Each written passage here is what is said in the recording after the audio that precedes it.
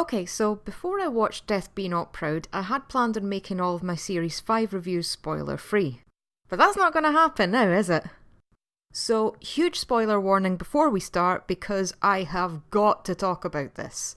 If you've already seen it, you know why, and if you haven't seen it, seriously, go and watch it now before somebody else spoils it. Now, some of you might remember a few months ago I made a video about a certain other TV show written by Steve Pemberton and Reece Shearsmith.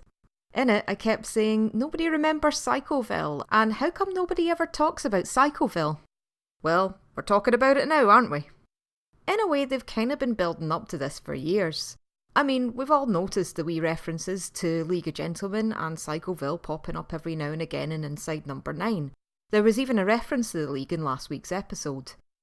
But I was not prepared for this, and as soon as I saw that haircut, I absolutely lost it. David Sowerbutts. David fucking Sowerbutts from Psychoville was actually Inside Number 9. Yes, girls and boys, we are officially in crossover territory. And it wasn't just him either. We also got Maureen back from the dead, and we even had a cameo from my favourite character, Mr. Jelly. It was like all my birthdays and Christmases came at once. I don't know how they managed to keep that quiet, but I'm glad they did, because that was amazing. So the episode starts with a pretty decent story about a couple moving into a haunted flat. The Rita Hayworth poster got my attention right away. Has someone been watching Shawshank Redemption? After a few spooky moments, David turns up and we're right back in the world of Psychoville, continuing the story that finished, or so we thought, back in 2011, which was 9 years ago. Seriously, the more I think about this, the better it gets. Once we all finished screaming at the telly, we then got a deeper look into the lives of David and Maureen, the mother and son duo who loved serial killings and matey bubble bath. Though I think Maureen might have spent a bit too long in the tub. We see the events that took place during Maureen's cancer and how David coped after she died. That carbonara recipe probably should have died with her. Then David starts an honest-to-God actual relationship with a woman his own age and later becomes a dad. I wonder which serial killer they named the baby after. Christie or Wayne Gacy? But Maureen hasn't gone away, and it turns out she's just as horrible as a ghost as she was when she was alive. She manipulates the living, getting 2 bad murders out of Olivia Colman and nearly managing to work on David. I tell you, that bit with the baby really had me freaked out for a moment. In the end, David dies and Maureen gets her beloved son back for all eternity. Cue the Superman dance! Even when it finished, I could not believe what I'd just seen, and I just had to get my thoughts down as soon as possible.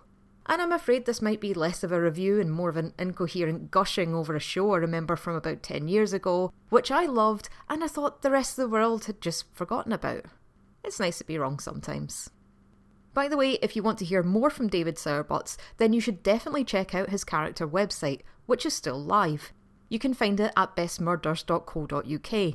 And he's also got a few videos on YouTube.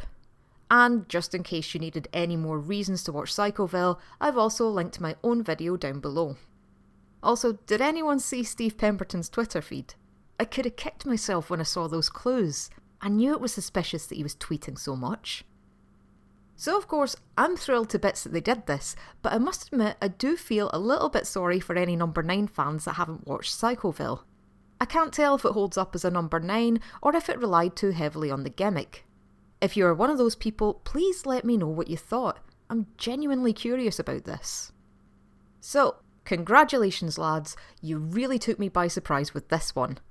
And here is me thinking that the biggest stunt they'd ever pull might be casting Mark Gatiss and Jeremy Dyson in a future episode of Number 9, which I still hope they do by the way. And what are the odds that in about 20 years from now, we'll see baby John making a cameo, all grown up, in one of Steve and Reece's future projects. That's right, I'm calling it now.